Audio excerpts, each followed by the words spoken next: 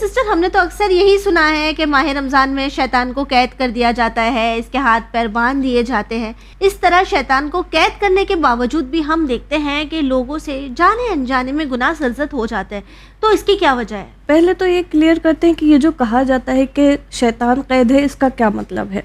دیکھیے، کچھ چیزیں ماہ رمضان میں کھلتی ہیں اور کچھ چیزیں بند ہو جاتی ہیں۔ جی پروردگار عالم کے رحمت کے دروازے اس مہینے میں کھلتے ہیں، جی، اور یہ کہا جاتا ہے کہ شیطان قید ہو جاتا ہے، شیطان کو بند کر دیا جاتا ہے۔ یہ دو لحاظ سے کہا جاتا ہے۔ سب سے پہلے کہ روایت میں ہے کہ شیطان اس مہینے میں ضعیف ہو جاتا ہے۔